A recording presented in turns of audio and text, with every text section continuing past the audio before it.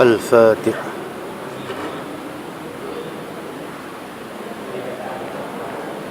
الفاتحة. أعوذ بالله من الشيطان الرجيم. بسم الله الرحمن الرحيم. الحمد لله رب العالمين الرحمن الرحيم مالك يوم الدين إياك نعبد وإياك نستعين اهدنا الصراط المستقيم صراط الذين أنعمت عليهم غير المغضوب عليهم ولا الضالين آمين. السلام عليكم ورحمة الله وبركاته. الحمد لله رب العالمين والعاقبة للمتقين والصلاة والسلام على سيدنا محمد وعلى آله وصحبه. سبحانك لا علم لنا إلا ما علمتنا إنك أنت العليم الحكيم. قال رب اشرح لي صدري ويسر لي أمري واحلل عقدة من لساني يفقهوا قولي ولا حول ولا قوة إلا بالله العلي العظيم. Alhamdulillah, kita bersyukur di atas segala nikmat yang Allah Ta'ala berikan kepada kita sehingga mana dapat kita bersua kembali dalam majlis ilmu. Moga-moga hendaknya Allah Ta'ala golongkan kita dalam golongan orang syukur, iaitu melaksanakan segala amalan-amalan yang Allah Ta'ala perintahkan dan berusaha dengan sedaya upaya kita untuk menjauhkan diri daripada segala larangannya. Salawat dan salam kepada Nabi kita Muhammad sallallahu alaihi wasallam, juga kepada keluarga dan juga para sahabatnya. Mudah-mudahan juga Allah Ta'ala akan mengasihi kita di akhirat kelak, insya-Allah. Seterusnya hadirin dan hadirat, moga-moga pertemuan kita pada malam yang berbahagia ini Allah Ta'ala akan kirakan sebagai amalan soleh, amalan kebajikan yang mudah-mudahan hendaknya menjadi sebagai teman kita di alam barzakh, insya-Allah. Pembahasan kita terhenti pada halaman 10 dalam kitab Nasihat Agama dan Wasiat Iman, iaitu masih lagi berkait tentang perbahasan mengenai taqwa, termasuk dalam soal perihal taqwa. Kita berhenti pada wanggan yang menyatakan di antara kebaikan-kebaikan itu ialah penyertaan Tuhan dalam pemeliharaan diri kita, iaitu berkenaan dengan orang-orang yang bertakwa kepada Allah Subhanahu wa taala. Muslimin dan muslimat yang dirahmati Allah, malam ni insya-Allah kita bahas pula berkenaan yang disebut antara kebaikan-kebaikan bila mana menjadi orang-orang yang bertakwa kepada Allah Subhanahu wa taala. Penyertaan Tuhan dalam pemeliharaan diri kita, itu yang pertama. Kata ulama di sini, firman Allah Taala, wattaqullah wa'lamu annallaha ma'al muttaqin, suratul Baqarah ayat 194. Bertakwalah, yakni patuhlah kamu kepada Allah, dan ketahuilah bahawa Allah bersama-sama orang yang memelihara diri dari kejahatan. Sebelum itu tuan-tuan, ada baiknya kita ingat saudara-saudara kita di sebelah pantai timur yang berada dalam keadaan penderitaan dilanda banjir. Jadi sebagai manusia, try lagi balik lagi makan nasi dengan garam. Kita nak rasai bagaimana penderitaan. Kita tak biasa pi sana. Ada sahabat-sahabat yang pi tak sampai pun ada, yang bot terbalik pun ada. Geng-geng Ustaz Idrus Jerai pi sana bot terbalik, habis alat-alat bantu makanan-makanan habis selerak.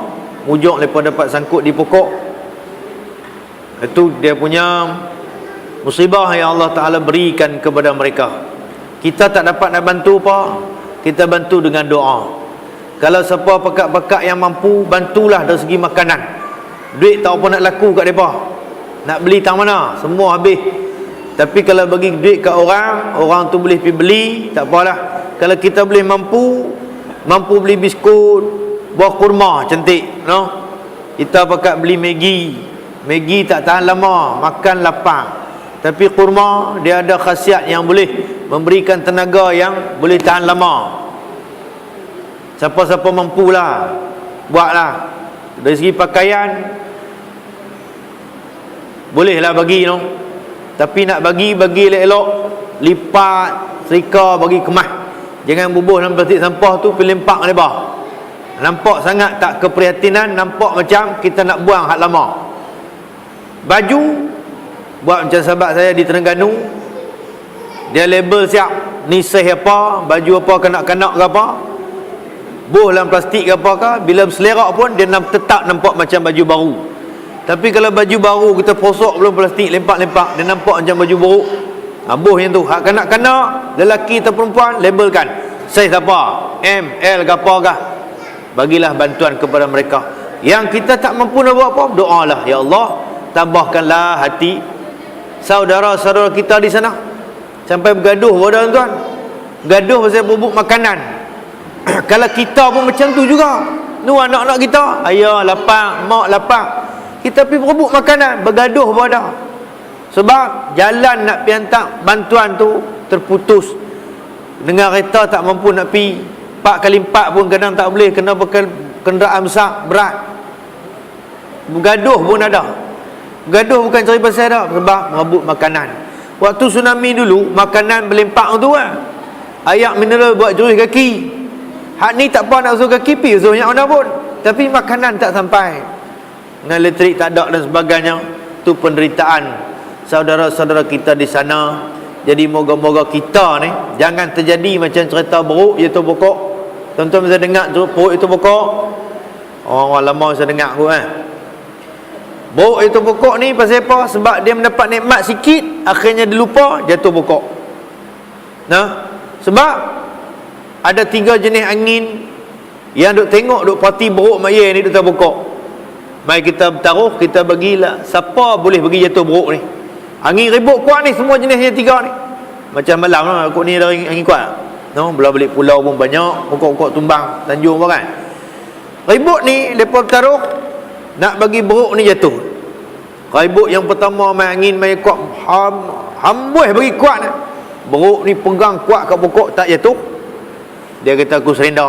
Main angin kedua macam tu juga, tiup bukan main kuat, beruk lagi pegang kuat, tak jatuh.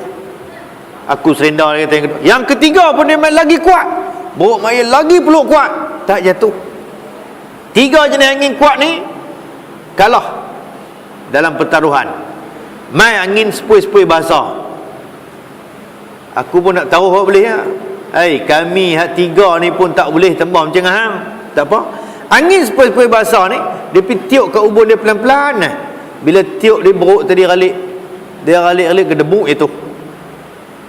Pengajaran ni, moral yang kita boleh ambil ialah ketika kita susah, kita berpegang teguh pada agama cukup kuat. Betul tak? Susah dulu, macam orang dulu-dulu kan. Orang dulu-dulu mana ada alat bantu? Pakcik pernah pakai pampers dulu? Pernah? Ada tak pampers waktu tu? Tak ada. Lah alat bantu banyak. Anak-anak kecil tak gaduh dah, nak basah-basah pakai diapers, pampers, ajis dan sebagainya. Alat bantu. Kereta, motor, rumah, macam-macam alat bantu yang Allah Ta'ala bagi. Dulu tak ada. Bila tak ada, orang tua-tua dulu nak main surau, kalau hujan, ambil kayu, ambil parang, pergi cantah daun pisang, buat payung. Betul ya, Cik? Betul ya, no? Sebab apa? Aku susah, aku mampu pergi surau, aku boleh pergi surau. Dulu hutan, bewak ada babi hutan, ada lintah, tapi boleh pergi surau. Betul tak? Kalau hujan, ambil payung tak ada. Nak beli payung kan nak beli berah. Beli berah, susah. Bawa lah daun pisang sampai balik rumah, boleh lena. Lepas pada isyak, lena dah siap. Sebab apa? Hutang pun tak ada, reta tak ada fikir. Padam lampu, lena sengah, esok subuh boleh bangkit. Ibadah kepada Allah cukup kuat. Hari ni kita tengok kita tengok kita, atau tengok orang lain. Alat bantu berlembak, basikal. Anak kecil-kecil tu lahir-lahir, ayah dia beli basikal, tak ada keluar air, beli siap dah basikal. Alat bantu. Kemudian apa dipanggil apa tu? Budak-budak yang nak berjalan tu dia beli apa? Wheelchair ke apa bala tu? Baby walker. Tu alat bantu dah, alat bantu. Dulu siapa jaga? Dulu mak kita buat hayun tarik wiu kata sekali, lena dah. La lena hayun pergi botol sekali. Siap beli hak karan tu. Tak lena juga. Dulu mak kita hayun sekali ya. Boleh pergi cari kayu api, boleh pelekat api, boleh basuh berah, boleh masak sampai kita jaga pula. Tu alat bantu tak ada dulu. Lah ni ibarat beruk tadi ni. Ketika susahnya kita, kita boleh berpegang teguh pada agama yang kuat? La. Bila kita senang, banyak di antara kita lupa pada Allah. Macam cerita buruk tadi, angin tu tiup pelan kat ubun dia, amboi sedapnya, gedebuk jatuh pokok. Kerana apa? Tempat berpegang kita dah lupa dah. Betul tak? La tak usah kata itu. Kita tak Al-Quran dengan handphone, mana kita pegang lebih lama? Handphone ke Al-Quran? Ataupun Al-Quran kita buat jadual, handphone tak ada jadual, tidak terhad pegang dia. Betul? Pergi mana mesti ingat handphone. Lesen tak awak tak bagi, handphone yang penting. Al-Quran ada kita awak? Tak ada. Ya, no? Mudah-mudahan kita tak jadi seperti mana cerita buruk tadi. Walaupun susah ataupun senang, mohon pada Allah, Allah Ta'ala tetap beri hidayah, bertetap beri taufik pada kita. Saudara-saudara kita di sana, sesungguhnya Allah Ta'ala menunjukkan kecintaan Allah kepada hamba-hamba dia. Nak tengok hamba dia ingat ataupun tidak. Tu pun ada sahabat kita hantar WhatsApp, dia cerita ketika pergi bagi ceramah ramai, ketika orang bang haram tak pergi mayang pun ada juga. Macamlah kes tsunami tu, berpindah pergi masjid, orang bang subuh, dia boleh jaga, tapi bukan jaga nak semayang, jaga pergi duduk tangling. Nampak tak? Sampai tahap macam tu pun Allah Ta'ala bagi ujian, tak mampu nak sebut, nak berzikir, nak ingat pada Allah. Na'udzubillah min zalik. Maka esok diminta pertanggungjawaban di depan Allah. Ketika mana Allah Ta'ala bagi ujian pada kita ni lah, makna dia Allah Ta'ala kasih cinta kepada hamba-hamba, kerana Allah Ta'ala mengirim malaikat, pergilah kepada hamba-Ku, berilah ujian-ujian kepada mereka supaya mereka ingat pada Aku. Kita dah ingat tak? Kalau ingat, Alhamdulillah. Kalau tak ingat, ingatlah pada Allah yang memberikan rezeki kepada kita. Baik, kembali kepada pembahasan kita. Di antara kebaikan-kebaikan itu ialah pengorbanan, penyertaan Allah dalam pemeliharaan kita.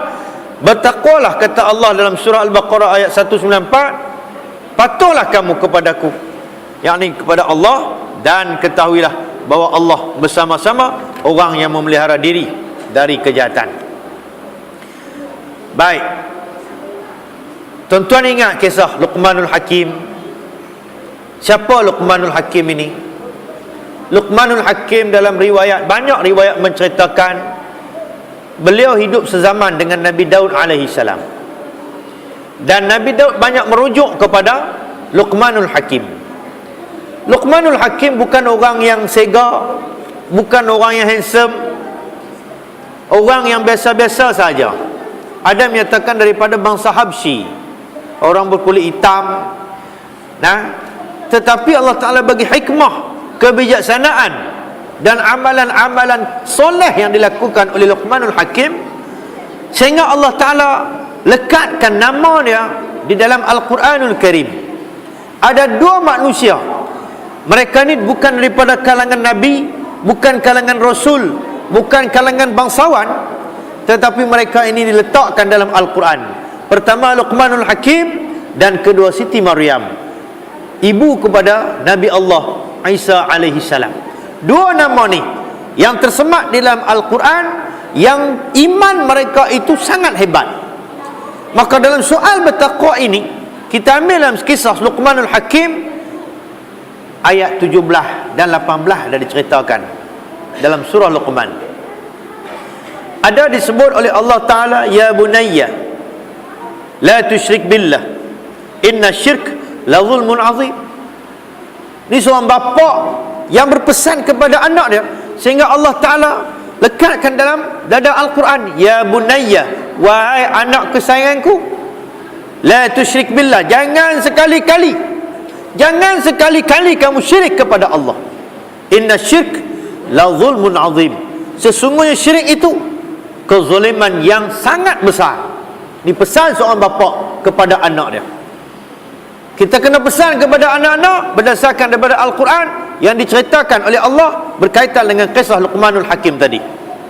Pesan pada anak kita, jangan sekali-kali syirik. Nak pesan kepada anak, tak ada ilmu, boleh tak? Tak boleh menentang buat syirik. Apa pekerjaan syirik kita hari ini, tuan-tuan? Ada satu perkara, banyaklah ini, saya ambil satu cerita dalam satu lagu Bruno Mars. Anas biasa nyanyi lagu Bruno Mars. Besar. Dah lah. Lagu dia tajuk dia It Will Rain. Saya pun kawan tak saya, dia bagi pesanan kat saya, kira bagus. It Will Rain. Tajuk lagu tu It Will Rain. Dalam seni kata lagu tu dia ada disebut, there is no religion could save me, no matter how long I knees are on the floor. Dia kata tidak ada satu agama pun yang boleh menyelamatkan aku, walau lama mana pun aku berlutut di atas lantai. Itu lagu Bruno Mars, It Will Rain. Balik semak. Murtad tak kalau kita menyanyi lagu tu? Kalau kita faham makna dia, tidak ada satu agama pun yang boleh menyelamatkan aku. Tu dia. Tu kita kena faham, kita kena mengaji, kita kena tahu benda apa yang boleh merosakkan akidah kita yang kita nak bawa pergi pada Allah. Kita nak bawa akidah Kalau bawa amalan banyak mana pun, akidah rosak, jangan. Contoh macam mayang. Kita mayang, baca ayat 1 juzuk. Kita hafiz Bayang maghrib 3 rakaat tapi masa ambil berapa jam? Sejam setengah. Baca 1 juzuk rakaat pertama, rakaat kedua baca 1 juzuk. Lah kali tang nak pergi salam terkentut. Sah tak mayang? Sah tak? Siapa kata sah? Dia mayang lama 2 juzuk dia baca. Tapi lah kali nak pergi salam dah terkentut perak pak kata. Sah tak mayang dia? Tak sah. Macam itulah dalam soal akidah. Hamba bilah kebaikan kau mana pun, tapi di saat akhir akidah lingkup, amalan ditolak oleh Allah Subhanahu Wa Taala. La tusyrik billah, kata Luqmanul Hakim pada, jangan sesekali kamu syirik. Kita duk syirik banyak mana tuan-tuan? Dalam mayang pun kita syirik. Allahu Akbar, teringat bertam. Allahu Akbar, teringat Sungai Tani. Dalam sembahyang pun kita boleh melakukan syirik kepada Allah. Dan semayang pun kita boleh nunjuk-nunjuk kepada orang lain. Nak tunjuk kat pak mentua, nak tunjuk kat kawan, nak tunjuk kat orang lain, nak tunjuk kat tu imam bahawa aku boleh main duduk belakang hang, anak aku nak menikah. Syirik tak? Boleh termasuklah perkara syirik kerana bukan lillahi ta'ala. Yang kedua, Luqmanul Hakim pesan pada anak dia, aqimis solat. Bapak ni yang bernama bapak, kalau kita macam ni cantik aqimis solat, dirikanlah semayang. Bukan sekali tu saja, sehari semalam 5 waktu, 5 waktu lah kita kena peringat anak-anak kita. Semayang dalam keadaan nada tegas. Tegas makna dia kita ikut amanah Allah, bukan benda main-main. Soal semayang bukan main-main, soal serius. Maka suruhlah anak kita dalam keadaan serius sembahyang. Aqimis solat. Bila sebut aqimus solat, memerlukan satu usaha, satu ikhtiar yang berat, yang hebat. Kenapa? Dirikanlah semayang. Bukan dah suruh semayang, dirikanlah semayang. Maka di situ tuan-tuan, kitalah yang wajib mendidik, kitalah yang wajib mengajak anak-anak kita.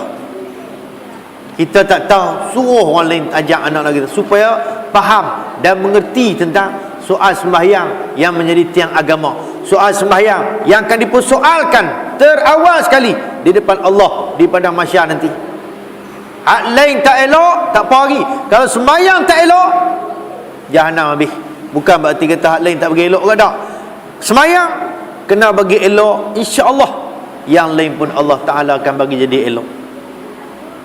Muslimin dan muslimat yang dirahmati Allah Subhanahu wa taala. Luqmanul Hakim pesan apa lagi kepada anak dia?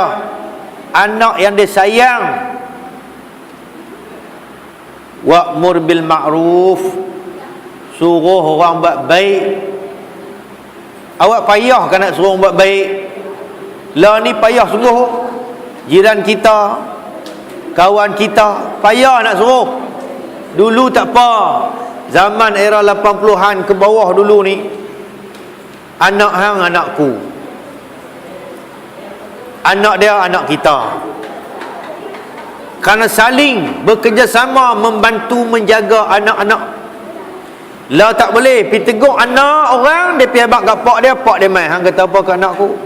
Awak hang pandai tahu nak kan? Payah. Lah payah cara tu. Tapi wa'mur bil ma'ruf, seru orang buat baik. Kan payah mana pun. Contoh, kita dulu ngaji ngaji pergi sekolah awal, duduk kat bangku. Tata cikgu mai keluar daripada kereta, dia buat buku kita terpa pi no. Cikgu mai sewa buku, berebut. Wa ta'awanu 'alal birri wat taqwa. Tu ya. Berebut ambil buku-buku cikgu mai sewa je. Tuan-tuan boleh buat. Esok ustaz-ustaz mai buka buku tu, lompat bagak pergi ambil. Mai ustaz sewa buku kitab. Baik tak? Baik. Susun kasut di luar tu. Susun kasut lagi elok. Baik tak? Baik. Kenapa? Memudahkan orang. Susun kasut kawan-kawan. Susun seorang 3 sudah lah. Kita ambil 3 pasang, kawan ambil 3 pasang, kawan ambil 3 pasang. Semua susun elok. Kawan nak keluar daripada surau lagi, pakai selung itu lah. Keluar, oh cantik. Senang tak? Memudahkan orang. Allah Ta'ala akan mudahkan kita. Wa'mur bil ma'ruf, suruhlah buat baik. Kita siapa? Kita orang. Kita siapa? Kita ayah. Ayah ni kena suruh anak isteri buat baik. Itu dia tugas kita. Tugas bapa ni bukan payah mana, suruh ya. Jangan ada, jangan pernah ada soal nak putus asa. Nah, suruh sedia. Anak sembahyang, isteriku sembahyang. Elok tak benda itu? Elok. Ni dah orang azan, anak suruh pergi beli belacan lah tu juga. Orang nak sembahyang. Elok tak? Patut wajib sembahyang dulu. Belacan tak ada pun tak apa. Oh, dia kata tak boleh buat sampai sotong, tak boleh belacan. Tuan-tuan tu selalu percaya tuan. Tu bukan rukun iman. Buat nak bagi elok sampai sotong, sampai kemilih kan. Tak boleh belacan tak apa.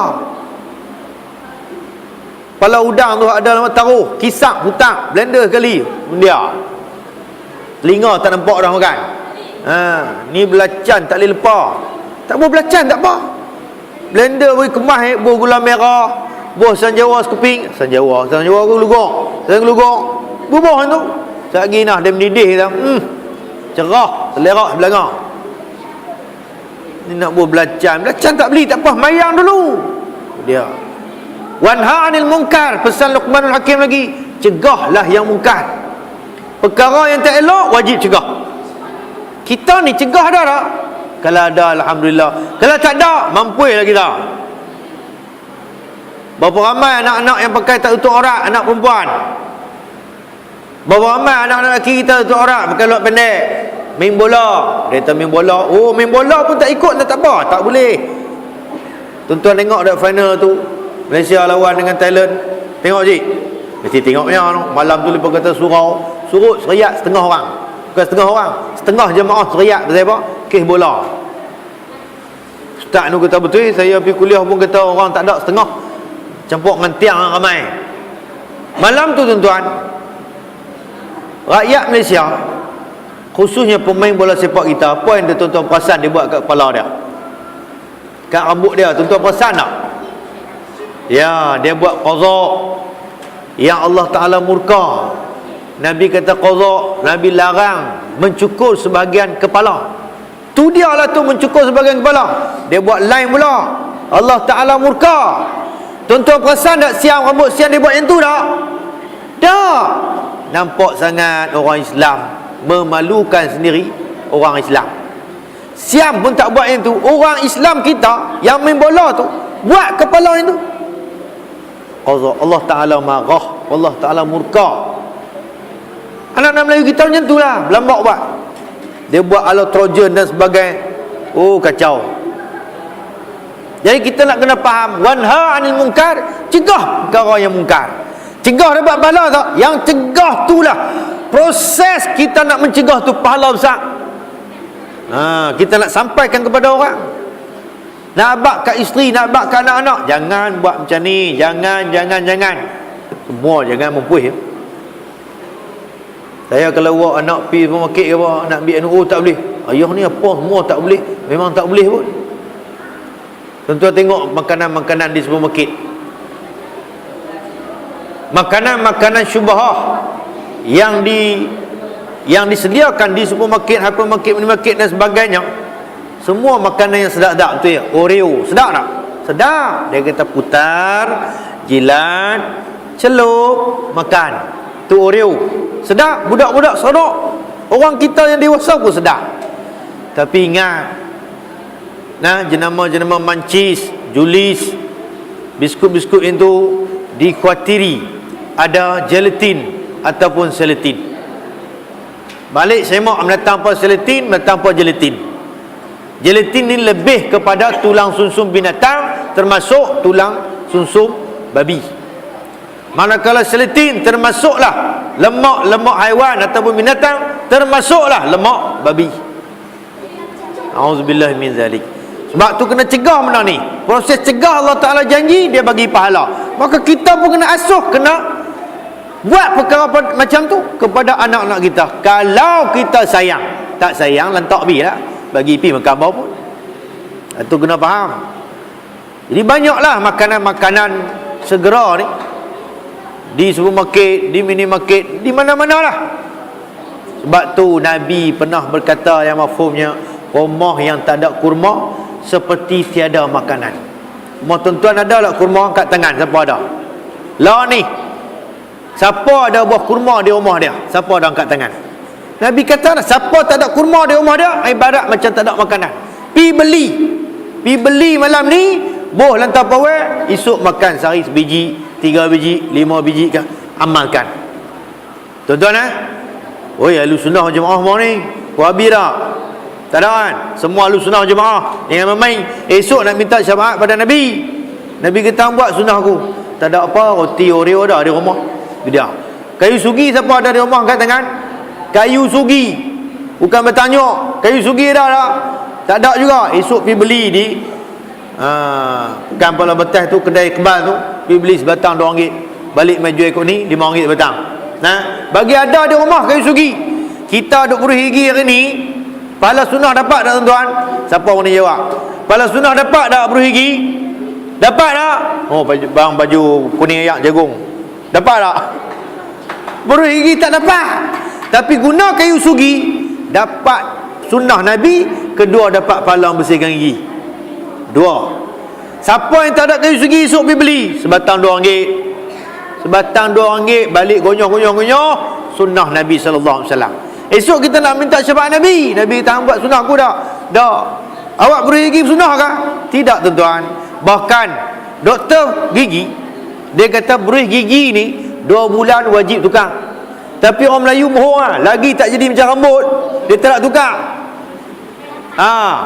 Tu pula ada beri gigi yang dibuat melalui bulu-bulu yang tidak halal. Tu dia. Kalau kayu sugi, benda tu bawa pergi tahun mana tak bawa. 5 kali Nabi kata kalau tidak menjadi kesusahan bagi umatku, bersugi. Belilah tuan-tuan, bersugi. Kemudian amalkan sugi itu masa mana?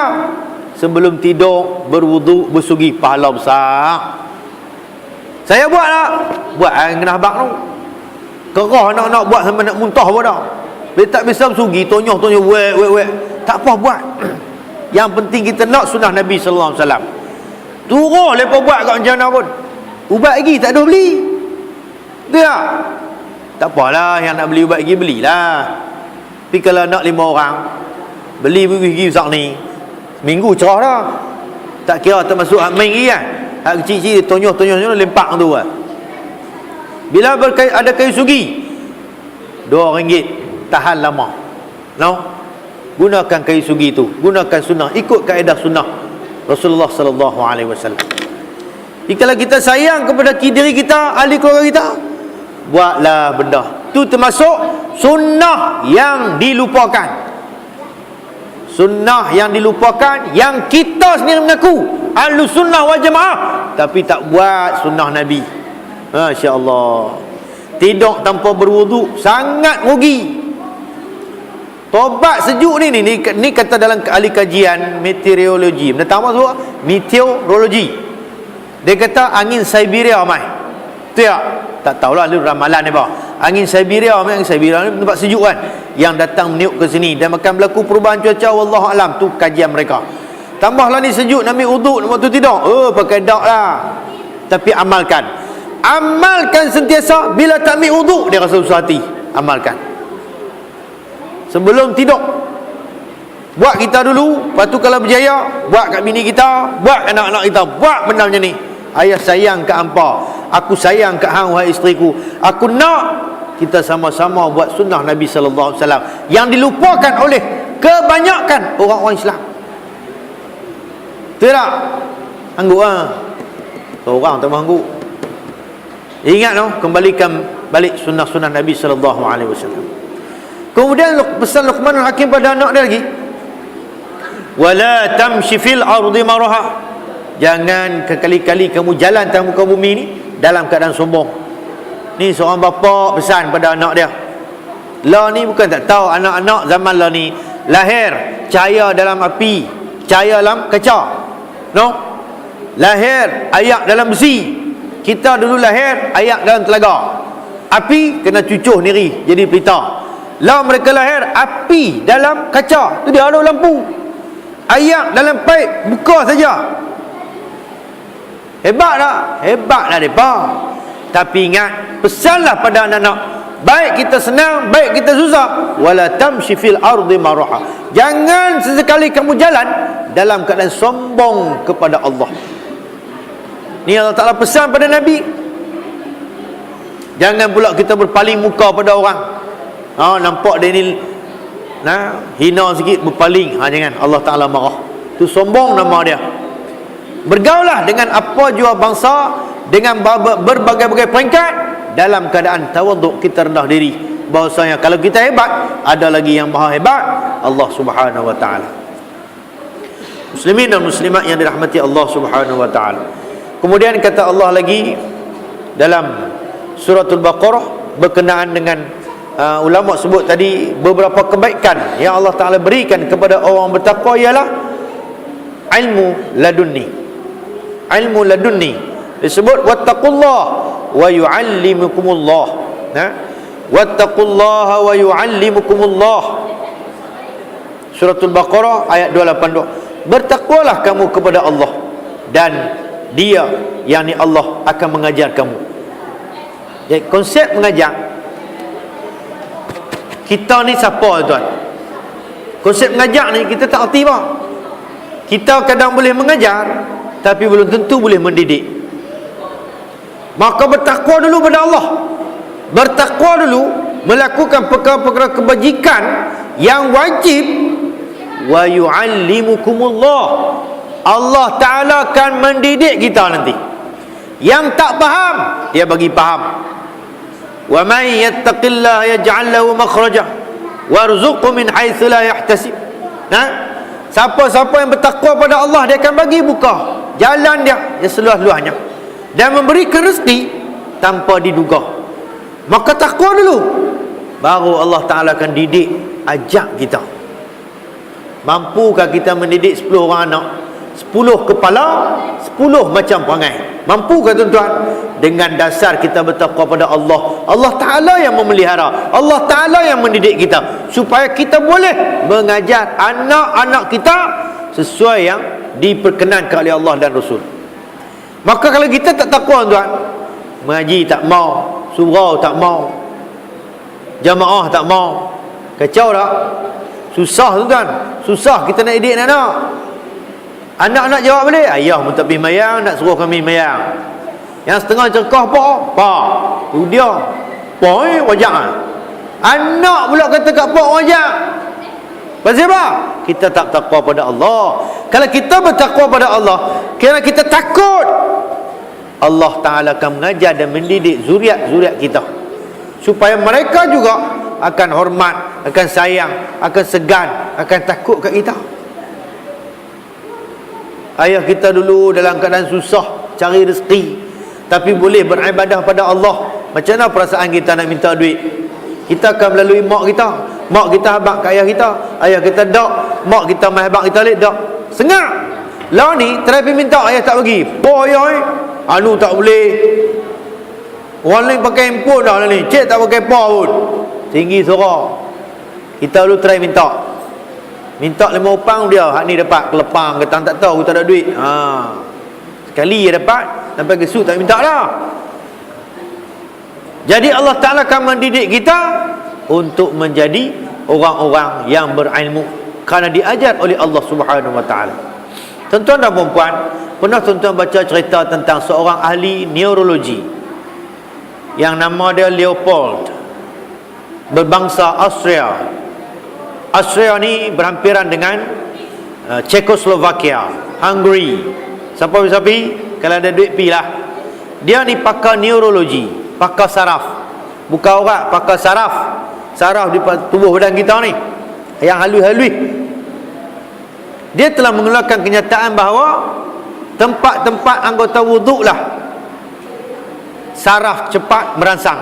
Dia bukan Islam, tapi dia kata anggota-anggota wuduk ialah anggota yang cepat merangsang, dirangsang oleh saraf.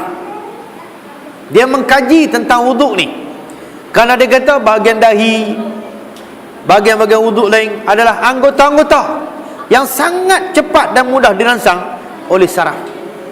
Dan Allah Ta'ala berikan kepadanya, tuan-tuan, hidayah sehingga dia memeluk Islam, mengkaji tentang wuduk. Dia kata apa, tuan-tuan? Dalam tubuh badan kita, dalam otak kita, ada gelombang alfa. Alfa ini ialah gelombang di bawah sadar. Dia beri contoh, kalau macam kita tengok TV, kita mempunyai gelombang alfa. Kerana kita ghalib khusyuknya, sehingga benda lain kita tak ingat, hatta Allah Ta'ala kita lupa. Tetapi dengan berwudu yang sempurna, maka wujudnya gelombang beta. Gelombang beta ini yang akan menyahkan gelombang alfa, sehingga siapa-siapa yang dirangsang oleh air yang bersih pada anggota-anggota wuduk ini, maka akan ingat pada Allah. Kalau kita ambil wuduk sempurna lah, jangan cerai-cerai lah, sempurna. Salah satu penyebab kita khusyuk dalam sembahyang. Sebab apa, tuan-tuan? Kata ulama, anggota-anggota wuduk ni lah kawasan yang mudah melakukan dosa.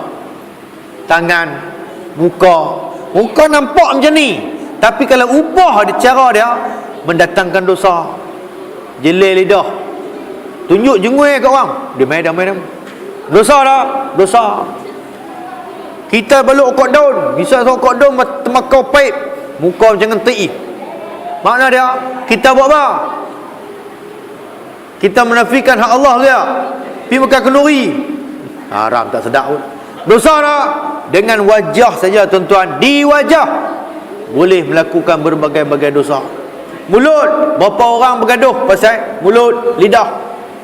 Maka sebab tu seluruh kawasan anggota wudu adalah anggota-anggota yang mudah melakukan dosa. Maka sebab tu yang pesan tadi ni, Nabi pesan, berwuduklah kamu, pelihara dan jagalah wuduk, kerana ia boleh meluruhkan dosa-dosa kita yang lalu. Amalkan benda tu. Sampai yang mana pun, habis pergi bilik ayam, sejuk ini tu, gagah pergi kata, aku dah duduk dah tempat ni, ayam ada depan aku dah, salah ke aku ambil wuduk? Tak salah, ambillah wuduk, peliharalah ia. Sangat baik, tuan-tuan, bila kita berada ataupun tidur dalam keadaan tubuh kita berada dalam wuduk. Allah dan malaikat suka. Sunnah Nabi SAW. Baik, kemudian kata lagi ulama, di antaranya lagi iaitu mampu membezakan ketika timbul kekeliruan atau berlaku sesuatu kemuskilan, juga sebagai penembus kesalahan dan penyuci dosa-dosa. Allah Ta'ala berfirman, ya ayyuhalladzina amanu in tattaqullaha yaj'al lakum furqana wa yukaffir ankum sayyi'atikum wa yaghfir lakum wallahu dzul fadlil azim. Suratul Anfal ayat 29. Hai orang-orang yang beriman, kiranya kamu takut kepada Allah, niscaya Dia, yakni Allah, akan mengurniakan kamu pengenalan untuk membezakan antara yang benar dengan yang salah, dan dihapuskannya lah kesalahan-kesalahan kamu serta mengampuni kamu, dan Allah mempunyai kelebihan yang besar. Tuan-tuan, nak beza ni, tuan-tuan, dia antara dua, baik dengan jahat. Baik dengan jahat, tuan-tuan. Ada satu manusia, dia ni tak mayang, tapi dia baik dengan orang. Baik ya. Kalau kita orang beriman, Allah Ta'ala bagi sifat takwa, kita bertakwa, kita boleh membezakan.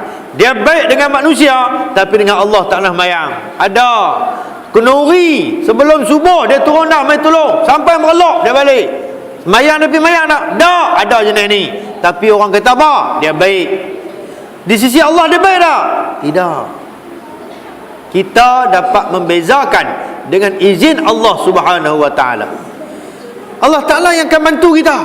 Tu ada orang banyak beribadah, banyak melakukan kebajikan, apa-apa yang Allah Ta'ala tak izinkan bagi dia, Allah Ta'ala akan pelihara dia. Makanan yang tidak baik, tidak halal, makan, muntah, Allah Ta'ala pelihara dia. Allah Ta'ala tak izinkan makanan tu menjadi darah daging dalam tubuh hamba dia yang soleh, yang dia kasihi. Tapi ingat, kalau Allah Ta'ala tak sayang, tak cinta pada kita, makan bila apapun, mai bila duit macam mana pun, halal tak halal kan kita semua bedal. Tu makna dia Allah Ta'ala tak sayang pada kita. Kalau Allah Ta'ala sayang, dia sering melakukan ujian demi ujian kepada hamba-hamba dia. Jadi nak beza ni tuan-tuan, kita kadang tak beza, tak dapat nak beza. Tengok perempuan ni segak ambo, segak bukan main, segak sungguh lah sekali tengok. Tapi qul ya tak erti baca, qul ya tak erti baca, lam yakunin tak erti baca, segak bukan main. Duk lam yakunin, kuning puluk kuning tu lah, tak lepas bintang lain dah, rugi lah. Tapi kita nak membezakan wanita yang bakal nak jadi bini, nak jadi menantu, nak jadi apa kakak kita ni, biarlah wanita yang beragama, biar dia tak segak tapi akhlak cukup cantik. No, tu apa, Al-Khawarizmi. Tuan-tuan kenal Al-Khawarizmi?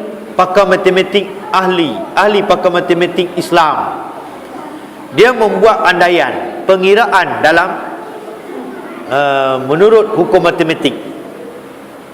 Jika kamu berakhlak, kamu akan dapat 1 katanya. Jika kamu segak, kamu handsome, kamu dapat 0 di belakang 1. Bila 0 di belakang 1, berarti 10. Kamu pula bila dah handsome dapat 10 lah, kemudian kamu ada harta, kamu dapat 0 lagi di belakang 0 tadi, jadi 100, betul tak? Kemudian kamu ada pangkat, kamu ada darjat, tambah 0 lagi jadi 1000. Kata Al-Khawarizmi, sekiranya kamu tidak ada nombor 1 tadi, hilang, tinggal 0, 0, 0. Apakah itu? Akhlak. Hampirlah haji 5 kali, umrah 18 kali, akhlak tak ada, lingkup. Akhlak ni apa dia tuan-tuan? Perangai, etika. Kalau orang kata perangai ni, orang tahu lah.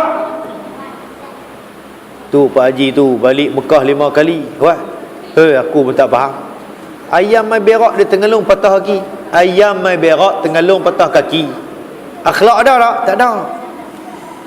Kalau ikut senang lah, ikut hukum. Ayam tak ngaji. Kalau dia mengaji tuan-tuan, tobat dia tak mai berak. Dia pi kat mana? Tempat yang berbayar. Makcik, 2 kupang nak berak, pasal dia mengaji. Tapi mendatang dia tak mengaji.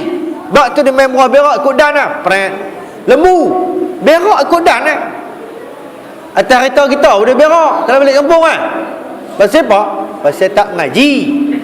Kita yang mengaji, ada ilmu, kena fikir. Bila akhlak nombor 1, kita akan dapat berbanyak-banyak kosong. Banyak kosong-kosong gigi kita dapat kalau kita berakhlak. Jadi tuan-tuan, Allah Ta'ala maha kaya, maha mengetahui. Dia akan ujilah kita berbagai-bagai ragam, berbentuk sedikit, banyak, kecil ataupun besar.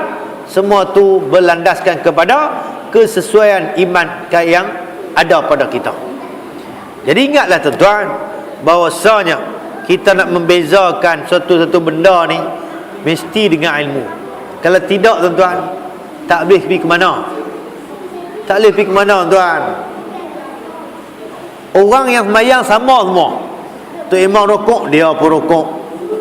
Tapi kita dapat beza tak mana tuan-tuan? Ketika orang yang ada ilmu sembahyang, sujud dia pacak kaki, betul tak? Wajib pacak kaki sujud. Tapi ada seorang dia sembahyang tak pacak kaki. Makna kata kita dapat bezakan, dia ni tak ada ilmu, kawan lain ada ilmu.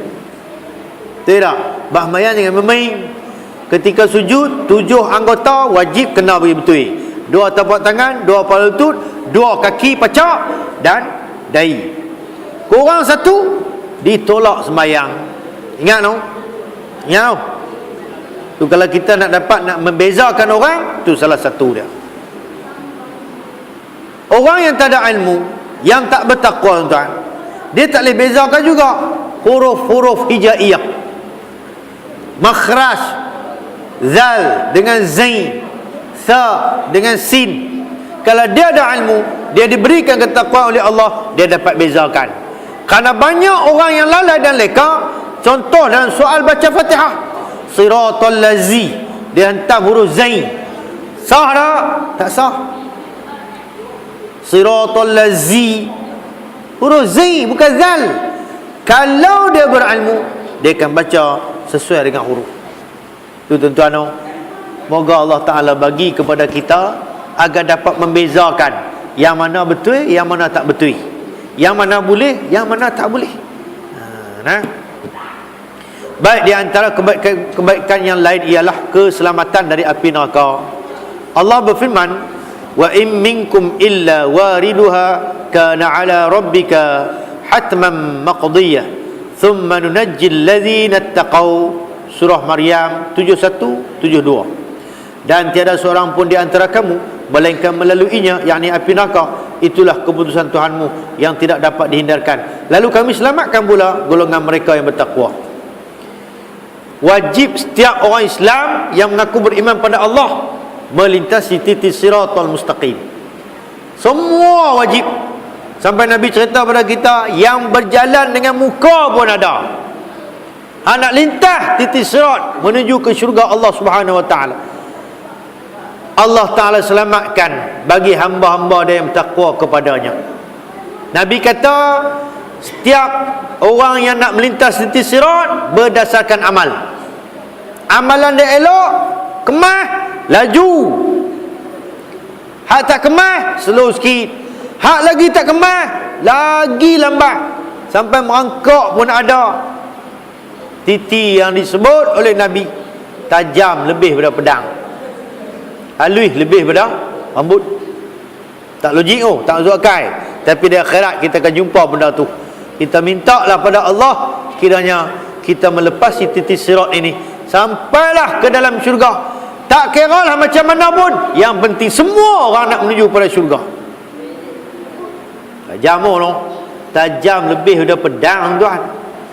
Tuan-tuan tahu tak pedang paling tajam di dunia pedang siapa? Siapa ingat? Siapa tahu? Pedang Salahuddin Al-Ayyubi. Kalau baca dalam satu sumber tu kan, dia kata pedang ni rekaan dia dirahsiakan. Sampai tukang yang buat pedang tu pun tak abang kat siapa sampai mati.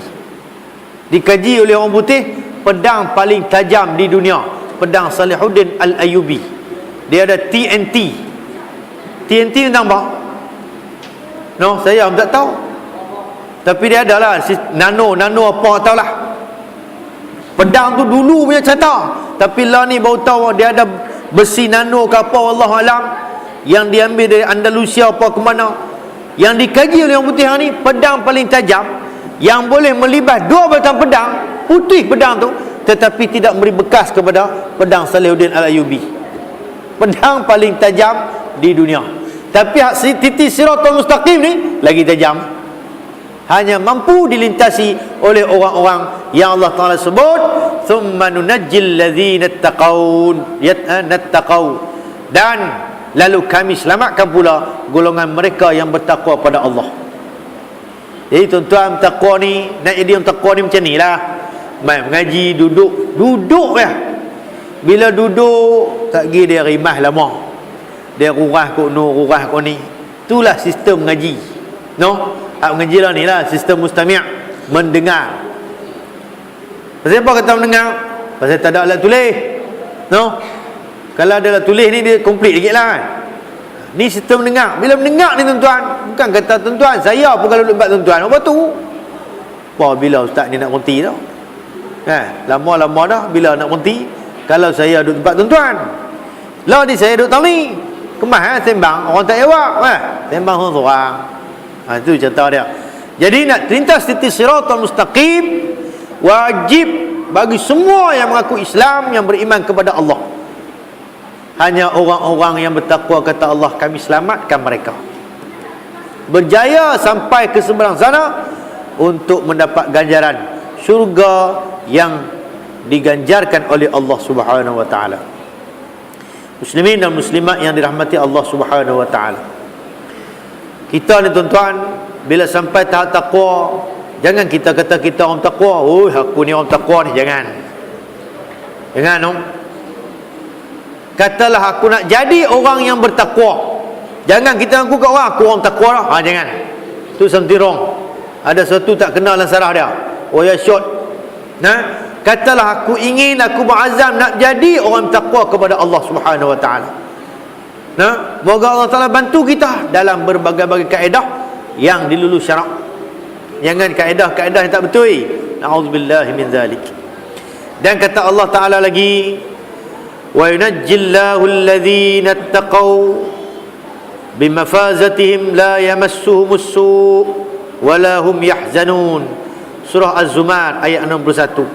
Dan Tuhan menyelamatkan orang-orang yang memelihara dirinya dari kejahatan, yakni orang-orang takwa di tempat keberuntungan.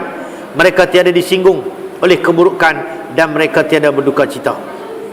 Jadi orang takwa diberikan ganjaran masuk dalam syurga.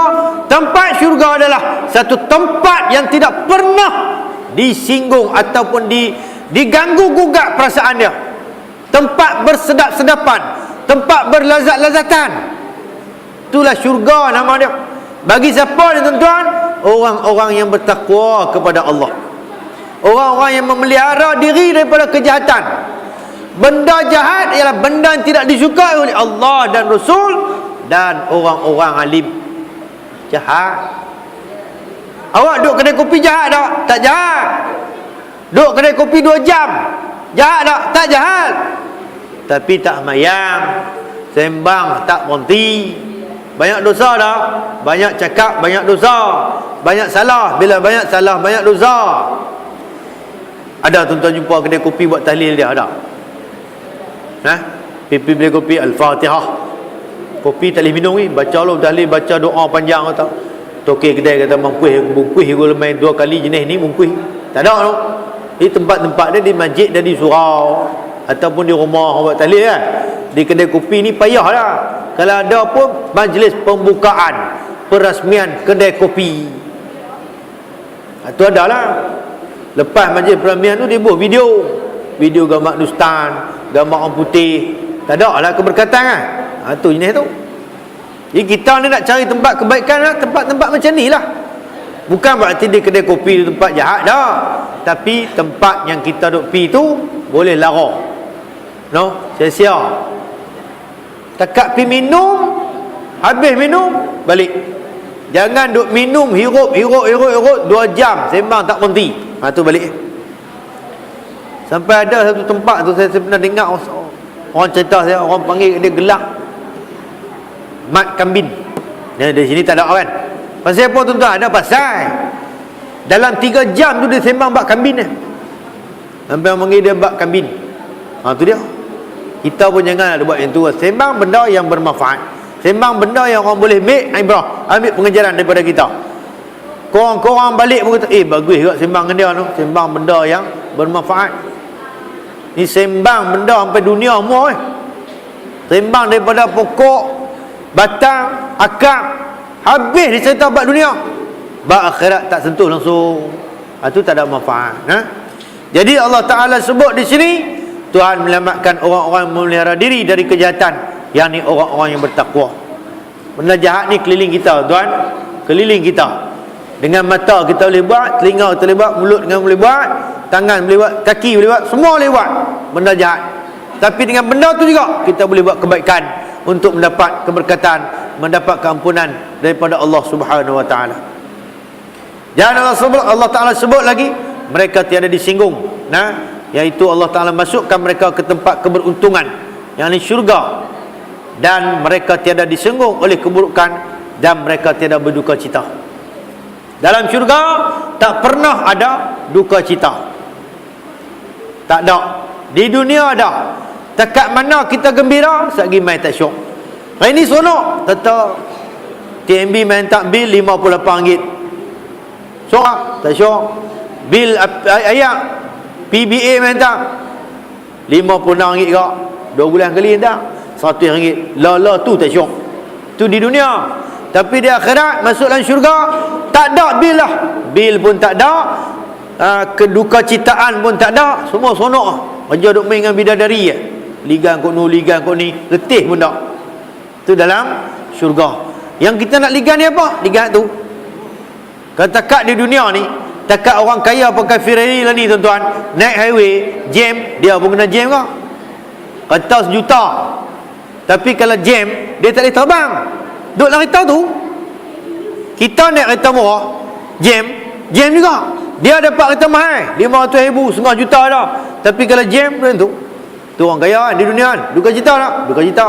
Tapi kalau syurga tidak ada langsung duka cita, walaupun sedikit. Kesemuanya itu diberikan keseronokan, lazat-lazat, sedap-sedap. Tidak seperti dunia yang diibaratkan sampah oleh Nabi sallallahu alaihi wasallam. Muslimin dan muslimat yang dirahmati Allah Subhanahu wa taala. Itu di antara kebaikan-kebaikan, perkara-perkara yang cantik, perkara-perkara yang baik yang diberikan oleh Allah Subhanahu wa taala kepada hamba-hamba yang bertakwa. Mudah-mudahan kita dapat memiliki azam tanam dalam jiwa kita. Moga kita tergolong dalam golongan orang bertakwa insya-Allah. Saya rasa cukup berhenti sampai di sini. Ada banyak lagi sambungan berkenaan dengan apa-apa yang diberikan oleh Allah SWT bagi orang takwa. Mudah-mudahan dapat disambung dengan izin Allah dalam majlis yang akan dia izinkan oleh Allah SWT nanti insya-Allah. Sampai di sini saja. Terima kasih di atas segala perhatian. Mohon maaf di atas segala kekurangan. Saya sudahi dengan lafaz yang mulia. Assalamualaikum warahmatullahi wabarakatuh.